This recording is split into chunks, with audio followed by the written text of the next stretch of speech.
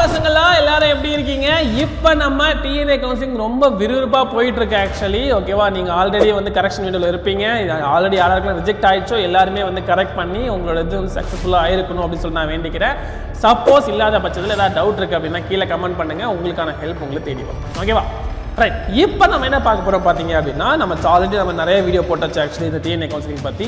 அதில் உங்களுக்கு மிஸ்டேக் ஆயிடுச்சு அப்படின்னா அதை நம்ம எப்படி கரெக்ட் பண்ணி நம்ம பார்த்துட்டோம். அதே மாதிரி நீங்கள் வந்து என்னென்ன சாய்ஸ்லாம் ஃபில் பண்ணலாம், ஒவ்வொருத்தருக்கும் எவ்வளோ சாய்ஸ் அவைலபிளாக இருக்குது எல்லாமே நம்ம சொல்லிட்டோம். நான் முக்கியமாக திரும்ப உங்களை சொல்லியிருக்கேன் பசங்களா, நீங்கள் 80 கட் ஆஃப் வாங்கினா கூட உங்களுக்கு ஒரு கவர்மெண்ட் காலேஜ் கண்டிப்பாக இருக்கும். ஏன்னா லாஸ்ட் வருஷம் க்ளோஸ் ஆனது 79.5ல். அப்போ நினச்சிக்கங்க, நீங்கள் கண்டிப்பாக வந்து சீட்டு வாங்கலாம். அது உங்கள் கையில் தான் இருக்குது. அதை எப்படி பண்ணணும் அப்படிங்கிறத நான் ஆல்ரெடி உங்களுக்கு சொல்லிட்டேன். பார்க்காதவங்க ப்ரீவியஸ் வீடியோ போய் பார்த்துட்டு வந்துடுங்க. இன்றைக்கி நம்ம என்ன பார்க்க போகிறோம்னு பார்த்தீங்க அப்படின்னா, உங்களுக்கு சாய்ஸ் லிஸ்ட் ஃபில் பண்ணி உங்களுக்கு ஒரு ஆப்ஷன் கிடச்சிருச்சு, இல்லை கிடைக்கல, இல்லை என்ன பண்ணணும், அடுத்தது எப்படி நம்ம அதை அக்செப்ட் பண்ணுறது, அக்செப்ட் பண்ணால் என்னென்ன வாய்ப்புகள் இருக்குது, அதுலேயும் நமக்கு 4-5 ஆப்ஷன்ஸ் இருக்குது. அது என்னென்ன ஆப்ஷன்ஸ் அப்படிங்கிறத நம்ம பார்ப்போம். அது மூலிமா நமக்கு என்னென்ன கிடைக்கும் அப்படிங்கிறத நம்ம பார்த்துக்கலாம். ஓகேவா, ரைட். ஸோ ஃபஸ்ட்டு எடுத்தோடனே முதல்ல சாய்ஸ் ஃபில்லிங் பற்றி பார்க்கலாம். ஓகேவா, எப்பவுமே ஒரு விஷயம் ஞாபகம் வச்சிங்க, இந்த 3 லிஸ்ட்டும் உங்கள்கிட்ட கண்டிப்பாக இருக்கணும். ஓகேவா, ஒன்று டாப் காலேஜ் லிஸ்ட், உங்களுக்கு எந்த காலேஜ் போகணுமோ அந்த காலேஜுக்கான லிஸ்ட்டை நீங்கள் ரெடி பண்ணி வச்சுக்கணும். அதுதான் நீங்கள் ஃபஸ்ட்டு ஃபில் பண்ணணும். உங்களுக்கு லக் இருந்துச்சு அப்படின்னா அது கண்டிப்பாக கிடச்சிரும். ஸோ அது மூலிமா நீங்கள் என்ன பண்ணலாம், உங்களுக்கு பிடிச்ச காலேஜில் நீங்கள் கவர்மெண்ட் சீட் வாங்கிட்டு போயிடலாம். ஆனால் அது எல்லாருக்கும் கிடைக்க சொல்ல முடியாது. ஸோ அப்போ மற்றவங்க என்ன பண்ணணும்னு பார்த்தீங்க அப்படின்னா, மேட்சிங் லிஸ்ட், உங்கள் கட் ஆஃபுக்கு உங்கள் கட் ஆஃபோட வேல்யூ. இப்போ சப்போஸ் என்னோட கட் ஆஃப் வந்து 100 வருதுன்னு வச்சுப்போம், நான் 105 கட் ஆஃப் இருக்கிற மாதிரி எல்லா காலேஜஸையும் நான் வந்து எடுத்து வச்சுப்பேன். ஏன்னா 105லேருந்து கம்மியாக வாய்ப்பு இருக்குது. ஸோ அதெல்லாம் வந்து நமக்கு மேட்சிங் லிஸ்ட்டு அது கிடைக்கிறதுக்கான வாய்ப்புகள் 90% இருக்குது, 90% அது கிடைக்கிறதுக்கான வாய்ப்பு. ஸோ அந்த மாதிரி காலேஜஸ் நம்ம போகணும். ஓகேவா, அது இல்லாமல் சேஃப்டி லிஸ்ட். சேஃப்டி லிஸ்ட் என்னது, இப்போ எனக்கு கட் ஆஃப் 100 அப்படின்னா 80 வாங்கினா கூட போன வருஷம் யாராருக்கெல்லாம் கிடச்சிருக்கோ, அதாவது அந்த ஃபுல் லிஸ்ட்டுமே நீங்கள் போடுறது பெஸ்ட்டு. ஆனால் அந்த அட்லீஸ்ட் அந்த சேஃப்டி லிஸ்ட்டு நீங்கள் வச்சுக்கோங்க. கடைசியாக வந்து 80 வாங்கினா கூட கண்டிப்பாக சீட்டு கிடைக்கும் அப்படிங்கிற மாதிரி காலேஜில் இருக்க காலேஜில் ஆப்ஷன்ஸில் நீங்கள் போட்டு வச்சுக்கணும். ஸோ ஏதாவது இப்போ இதில் எதுவுமே கிடைக்கலன்னா கூட நமக்கு ஏதாவது ஒரு கவர்மெண்ட் சீட்டு கிடச்சிடும். ஓகேவா, ஸோ இது எதுக்காக அப்படின்னா, மோஸ்ட்லி மொதல் விஷயம் இன்ஜினியரிங் படிக்கணும் முடிவு பண்ணிட்டீங்க அப்படின்னா வந்து டிஎன்ஏ தான் நீங்கள் பெஸ்ட்டாக போக முடியும். ஏன்னா ஃபீஸ் கம்மி.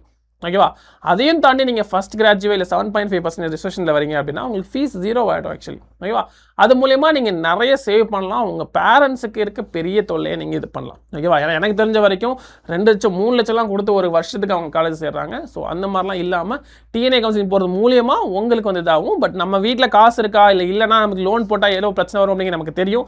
ஸோ அதுக்கேற்ற மாதிரி நீங்கள் பிளான் பண்ணுங்கள். ஓகேவா, ரைட்.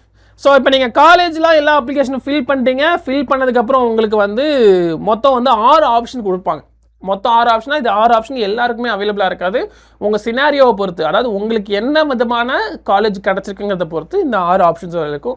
மொத்தம் 6 ஆப்ஷன்ஸ் என்ன இருக்குது, அக்செப்ட் அண்ட் ஜாயின் ஒரு ஆப்ஷன் இருக்கும், அக்செப்ட் அண்ட் அப்வர்டுன்னு ஒரு ஆப்ஷன் இருக்கும், டிக்ளைன் அண்ட் அப்வர்டுன்னு ஒரு ஆப்ஷன் இருக்கும், டிக்ளைன் அண்ட் மூவ் டு நெக்ஸ்ட்னு ஒரு ஆப்ஷன் இருக்கும், குவிட் ஃப்ரம் கவுன்சிலிங் ஒரு ஆப்ஷன் இருக்கும், upward or move to next round அப்படிங்கிற ஒரு ஆப்ஷன் இருக்கும். ஓகேவா, இது எப்போல்லாம் உங்களுக்கு வரும், இந்த எந்தெந்த ஆப்ஷன்ஸ் எந்தெந்த சினாரியோவில் வரும், எதெல்லாம் கொடுத்தா நமக்கு என்னென்ன மாதிரியான விளைவுகள் இருக்கும் அப்படிங்கிறத நம்ம பார்க்கலாம். ரொம்ப சிம்பிள் தான். இப்போ நீங்கள் ஒரு லிஸ்ட்டு கொடுத்துருப்பீங்க இல்லையா, இப்போ நான் வந்து நான் 50 சாய்ஸ் ஃபில் பண்ணிக்கணும்னு வச்சுப்போம். இதில் இருக்க ஃபஸ்ட்டு சாய்ஸை அவங்க செக் பண்ணுறாங்க. ஃபஸ்ட்டு சாய்ஸ் எனக்கு கிடச்சிச்சுன்னு வச்சுப்போம், நம்ம தான் லக்கியஸ்ட் பர்சன். ஓகேவா, ஃபஸ்ட் சாய்ஸே கிடச்சிச்சு அப்படின்னா அப்போ உங்களுக்கு 3 ஆப்ஷன் இருக்கும். அக்செப்ட் அண்ட் ஜாயின், எனக்கு ஃபஸ்ட் சீட்டே கிடச்சிச்சு, அப்பாடா நிம்மதி, அக்செப்ட் பண்ணிட்டு அப்படியே ஜாயின் பண்ணிட்டு போயிடலாம்.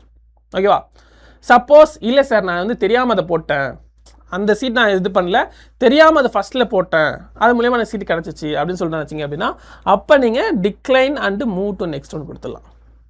இந்த ரவுண்டுக்கு ஆஃப் கவுன்சிலிங் அந்த ரவுண்ட்லேயே நீங்கள் கேன்சல் பண்ணிவிட்டு அடுத்த ரவுண்டுக்கு போயிடலாம். குவிட் ஃப்ரம் கவுன்சிலிங், இல்லை எனக்கு வந்து வேறு இடத்துல காலேஜ் கிடச்சிருச்சு, டிஎன்ஏ கவுன்சிலிங் நான் போட்டு வச்சிருந்தேன், பேக்கப் போட்டு வச்சிருந்தேன், ஆனால் எனக்கு கிடச்சிருச்சு, அதனால் எனக்கு பண்ண தேவை அப்படின்னா குவிட் ஃப்ரம் கவுன்சிலிங் கொடுத்துட்டிங்கன்னா அதுக்கப்புறம் உங்கள் அடுத்தடுத்த ரவுண்ட்லலாம் உங்களை வந்து அது டார்ச்சர் பண்ணாது, டேரெக்டாக உங்கள் சீட் அலோகேஷன் பண்ணாது, டேரெக்டாக அடுத்து யார் இருக்காங்களோ அவங்களுக்கு போய்டும். ஓகேவா, இது ஃபஸ்ட்டு சாய்ஸ் கிடச்சா மட்டும். ஓகேவா, ரெண்டாவது, சப்போஸ் இந்த ஃபஸ்ட்டு சாய்ஸ் இல்லாமல் அதை தாண்டி இருக்கிற ஏதாவது ஒரு சாய்ஸ் உங்களுக்கு கிடச்சிச்சு. இப்போ நான் ஒரு 20 சாய்ஸ் ஃபில் பண்ணி வச்சுருக்கேன், அதில் ஃபஸ்ட் சாய்ஸ் எனக்கு ஒரு 15வது சாய்ஸ் கிடைக்குது அப்படின்னா அப்போ உங்களுக்கு இந்த 5 ஆப்ஷன்ஸும் ஓப்பன் ஆகிடும். அதாவது அக்செப்ட் அண்ட் ஜாயின், எனக்கு கிடைச்ச காலேஜ் வந்து ஓகே நல்ல காலேஜாக இருக்குது, நான் எடுத்துக்கிறேன், எனக்கு எந்த பிரச்சனையும் கிடையாது அப்படின்னு நினச்சிங்க அப்படின்னா அக்செப்ட் அண்ட் ஜாயின் கொடுத்துடலாம். அப்படி இல்லையா, இல்லை எனக்கு வந்து இதுக்கு மேலே இருக்க காலேஜ் வந்து கிடைக்கணும் ஒரு நம்பிக்கை இருக்குது அப்படின்னு வச்சிங்க அப்படின்னா அக்செப்ட் அண்ட் அப்வர்ட். இதில் தான் நிறைய பேருக்கு டவுட் இருக்குது. அக்செப்ட் அண்ட் அப்வர்ட் அப்படின்னா நீங்கள் நீங்கள் கொடுத்துருக்க காலேஜ் வந்து நீங்கள் உங்களுக்கு கிடைச்ச சீட்டை வந்து நீங்கள் அக்செப்ட் பண்ணிக்கிறீங்க, நான் வந்து கண்டிப்பாக போகிறேன் அப்படின்னு தான் அர்த்தம். ஓகேவா? ஆனால் இதுக்கு மேலே இருக்க லிஸ்ட்டில் ஏதாவது ஒன்று ஓப்பன் ஆயிடுச்சு அப்படின்னா இதுக்கு பதிலாக நான் அந்த சீட்டை எடுத்துக்கிறேன் அப்படிங்கிறது தான் அக்செப்ட் அண்ட் அப்வர்ட். ஓகேவா? இந்த அக்செப்ட் அண்ட் அப்வர்டில் உங்களுக்கு மேலே இருக்க ஏதாவது ஒரு ஆப்ஷன் ஓப்பன் ஆகிடுச்சு அப்படின்னா உங்களுக்கு அந்த சீட்டை கொடுத்துருவாங்க பெஸ்ட்டு. சப்போஸ் ஓப்பன் ஆகலை அப்படின்னா நீங்கள் ஆல்ரெடி என்ன அக்செப்ட் பண்ணியிருக்கீங்களோ அது உங்களுக்கே ஃபிக்ஸ்ட் ஆகிடும். ஓகேவா? ஸோ அக்செப்ட் அண்ட் அப்வர்ட் அப்படிங்கிறத ஏன் க்ரீனில் போட்டிருக்கேன்னா அதில் கண்டிப்பாக உங்களுக்கு ஒரு சீட் இருக்குன்னு அர்த்தம். இதுதான் நிறைய பேருக்கு doubt. Sir accept and upward கொடுத்தா மேலே அப்வர்ட் ஆகணும்னா எனக்கு சீட் இல்லாமல் போயிடுமான்னு கேட்டிங்கன்னா கிடையாது.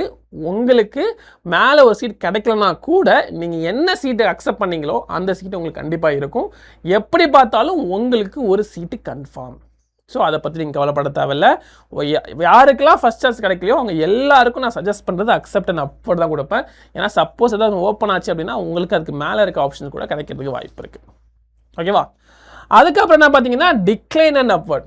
இல்லை எனக்கு கிடைச்ச சீட்டு வந்து எனக்கு இந்த சீட்டு வேணாம். ஓகேவா? இந்த சீட்டு எனக்கு தேவையே கிடையாது, ஆனால் இதுக்கு மேலே இருக்க சீட் தான் எனக்கு தேவை, நான் தெரியாமல் இதை போட்டேன், எனக்கு மேலே இருக்கிறதா வேணும்னு நினச்சிங்க அப்படின்னா டிக்ளைன் அண்ட் அப்வர்ட் கொடுத்துலாம். இப்போ டிக்ளைன் அப்வர்ட் ரெட்டில் கொடுத்துருக்கேன் அப்படின்னா அதில் நீங்கள் பண்ண சீட்டை கன்ஃபார்ம் பண்ணலை. ஸோ நீங்கள் டிக்ளைன் அப்வர்ட் கொடுத்தோடனே அந்த சீட்டை வந்து உங்களுக்கு அடுத்த இருக்க பையனுக்கு கொடுத்துருவாங்க. அந்த சீட்டு உங்களுக்கு கன்ஃபார்ம் கிடையாது. மேலே இருக்கிறது ஏதாவது ஒன்று ஓப்பனானால் மட்டும்தான் உங்களுக்கு சீட்டு கிடைக்குமே தவிர்த்து சப்போஸ் ஓப்பன் ஆகலை இல்லைன்னா டேரெக்டாக வந்து அடுத்த ரவுண்டுக்கு நாங்கள் கவுன்சிலிங்கு போயிட வேண்டியதான். ஓகேவா? Decline and move next round அப்படின்னா நீங்கள் வெயிட் பண்ண கூட தயாராக இல்லைன்னு அர்த்தம். அதாவது decline and move next round அப்படின்னா எனக்கு வந்து இந்த சீட் எனக்கு வேணாம், இதுக்கு மேலே இருக்க சீட்டு அந்த சீட்டுக்கு கிடைக்கணும்னு நம்பிக்கை இல்லை எனக்கு, ஆனால் நான் அடுத்த ரவுண்டில் போய்ட்டு நான் புதுசாக சாய்ஸ் ஃபில்லிங் பண்ணிக்கிறேன் அப்படின்னு சொல்கிறது தான் டிக்ளைன் மூவ் ரவுண்டு. இதில் உங்களுக்கு சீட்டும் கிடைக்காது, நீங்கள் வெயிட்டும் பண்ண மாட்டீங்க, அடுத்ததுக்கு டேரெக்டாக மூவ் ஆகிடுவீங்க. ஓகேவா? அடுத்தது குவிட் ஃப்ரம் கவுன்சிலிங்னா நமக்கு அது தெரியும். குவிட் ஃப்ரம் கவுன்சிலிங் எப்போ நான் பண்ணல விட்டுறேன்னு சொல்லிட்டு. சப்போஸ் வந்து நீங்கள் கொடுத்த எல்லா சாய்ஸையும் கோத்ரூ பண்ணி எந்த சாய்ஸ்லையுமே உங்களுக்கு சீட்டு கிடைக்கல அப்படின்னா மொதல் விஷயம் ஞாபகம் வச்சிங்க, உங்களுக்கு வந்து சீட் நாட் அலாட்டட் அப்படின்னு வந்துடுச்சு அப்படின்னா நீங்கள் கவுன்சிலிங் சாய்ஸ் ஃபில் பண்ணுறதுல தப்பு பண்ணிட்டீங்கன்னு அர்த்தம். ஏன்னா நான் சொன்ன வரைக்கும் 80 மார்க்குக்கு கட் ஆஃப் வந்து 80 மார்க்குக்கு மேலே நீங்கள் வாங்கியிருக்கீங்கன்னா உங்களுக்கு கவர்மெண்ட் சீட் கன்ஃபார்ம். ஆனால் அதை நீங்கள் சாய்ஸ் ஃபில் பண்ணுறத ப்ராப்பராக ஃபில் பண்ணிங்கன்னா உங்களுக்கு கண்டிப்பாக கிடைக்கும். ஓகேவா? ஸோ அதனால் நீங்கள் ப்ராப்பராக ஃபில் பண்ணிங்க அப்படின்னா உங்களுக்கு என்ன கட் ஆஃப் ஆனாலும் ஏதாச்சும் ஒரு கவர்மெண்ட் சீட் கிடைக்கும்.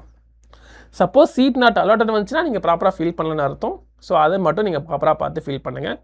இப்போ சீட் நாட் அலாட்டட்னு வந்துருச்சு, அப்போ உங்களுக்கு 2 ஆப்ஷன் தான். ஒன்று குவிட் ஃப்ரம் கவுன்சிலிங், எனக்கு கவுன்சிலிங் வேணாம்னு சொல்லிட்டு விட்டுறது, அப்படின்னா upward or move to next round. இதில் நமக்கு சீட் எதுவும் கன்ஃபார்ம் ஆகல, சப்போஸ் எனக்கு மேலே இருக்க சாய்ஸ் ஏதாவது ஒரு சீட் ஓப்பன் ஆச்சு அப்படின்னா அந்த சீட்டுக்காக நான் வெயிட் பண்ணுறேன் அப்படிங்கிறது தான் upward or move to next round. ஓகேவா?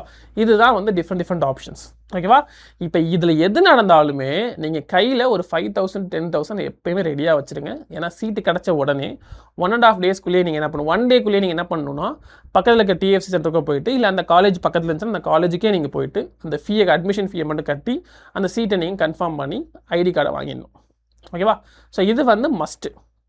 இதை நீங்கள் ரொம்ப குயிக்காக பண்ணணும், அதை ஞாபகம் வச்சுக்கங்க. அதனால் இதெல்லாம் ரெடியாக வச்சுக்கோங்க. மற்ற டாக்குமெண்ட்ஸ் எல்லாத்தையுமே ரெடியாக ப்ராப்பராக ரெடி பண்ணி வச்சுருங்க. எந்தெந்த சேஞ்சஸ்லாம் இருந்துச்சுன்னா சப்போஸ் நேமில் ஏதாவது சேஞ்சஸ் இருக்குது அப்படின்னா அஃபிடவிட் வாங்கி வச்சுக்கோங்க. அந்த மாதிரி என்னென்னலாம் பண்ணணுமோ எல்லாத்தையும் இப்போயே பண்ணி வச்சுருங்க.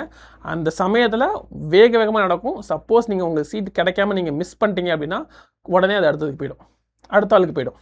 ஓகேவா? இதில் இன்னொரு முக்கியமான விஷயம், சாய்ஸ் ஃபில்லிங் பக்காவாக பார்த்து பண்ணுங்கள்.